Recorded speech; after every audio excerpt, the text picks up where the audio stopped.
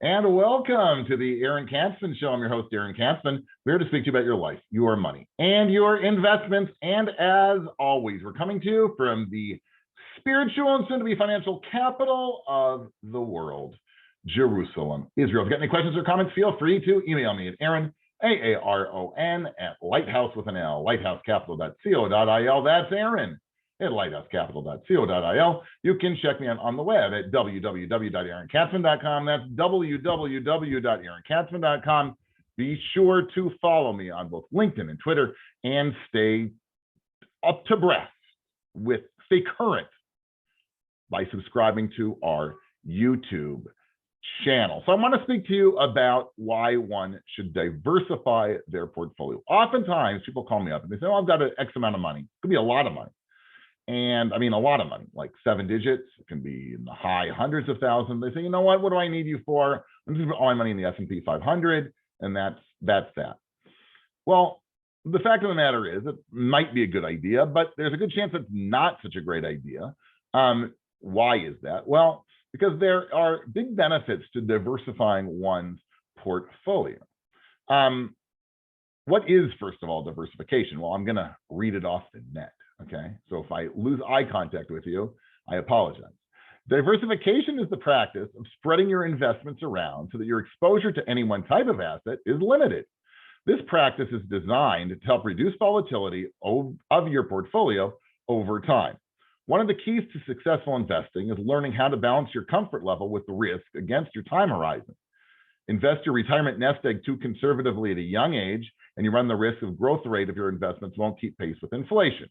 Conversely, if you invest too aggressively when you're older, you could leave your savings exposed to market volatility, which could erode the value of your assets in an age when you have fewer opportunities to recoup your losses.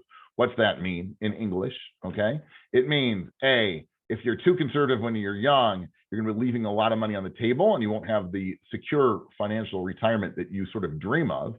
Conversely, if you're way too aggressive when you're older and some kind of big event happens and you take a big hit, you might end up not having enough money to make it until 120 years old, right? And that's a big problem. So one way to balance risk and reward in your investment portfolio is to diversify your assets. This strategy has many complex iterations, but at its root is the simple idea of spreading your portfolio across several asset classes.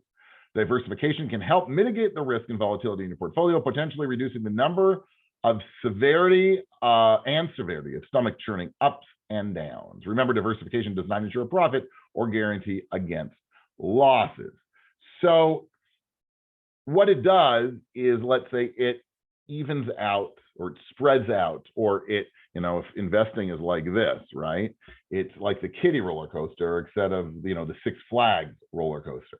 But why is that important? Especially if you're older, because you don't want to be on the Six Flags roller coaster when you're on that little down, that big down, because you might need money and you're gonna have to sell, and things, the markets are not so great, and then you could be up the creek, literally up the creek. Now I want to share with you, going back to the S&P 500 person, right? People who always say we should just invest in the S&P 500. I want to share something with you. What is this? This is really fascinating. I love this chart. It's about asset class returns. If you look across, we've got years, I don't know, even this year, I don't know what year to date is, but sometime in 2021, right? 15 years of data and you've got real estate and emerging markets, and you've got bonds and high yield bonds and large cap stocks and small cap stocks. And what you see here is that it's all over the board, right? Where people say, oh, the S&P 500, that's the best thing. Well, you know what? The S&P 500 is not, in 15 years, right, has been the top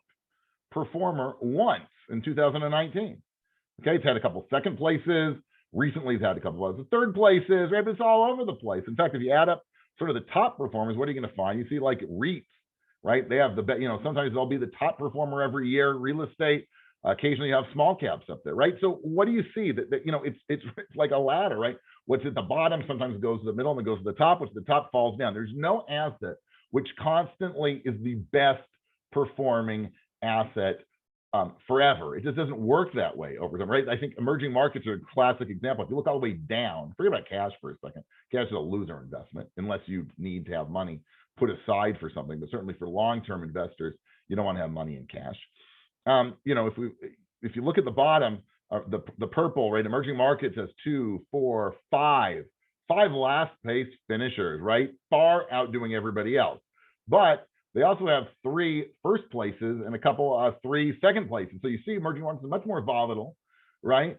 Can have really, really terrible years followed up by, and it's usually followed up if you look at it, right? It's really like a yo-yo, right? Bad year, good year, bad year, good year. Just a lot more volatile. So what's the point of this chart? I think the point of this chart is that you really should diversify, because there's no way to know what the best performing asset is. But I would say, personally, if I lived in a vacuum, I'd probably, put my money into maybe small cap and mid cap stocks. Because for 30 or 40 years, I think that might be the best performing asset. There's research here, there's research there. The point is we don't know, but you can, and since we don't know, right, if you sort of cover your bases, you're probably going to be better off. A, because you're going to lower the volatility, right? That up and down thing that we spoke about.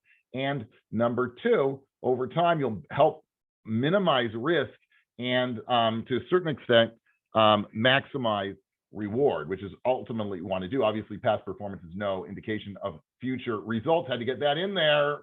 Regulators, I'm just kidding. Regulators are very, very nice people. Anyway, so that's why you really want to diversify. That chart says it all, right? Returns are all over the place of asset classes, and as such, you want to make sure that you're sort of covering all of your bases. You've been tuning into the Aaron Katzman Show. I'm your host, Aaron Katzman, where we speak to you about your life, your money, and your investments. If you got any questions or comments, feel free to email me at Aaron, AARON, @lighthousecapital.co.il. That's Aaron at lighthousecapital.co.il. You can check me out on the web at www.aaronkatzman.com. That's www.aaronkatzman.com. Be sure to follow me both LinkedIn and Twitter, and subscribe to our YouTube channel. It's been a pleasure speaking to you, and we will be back with you soon.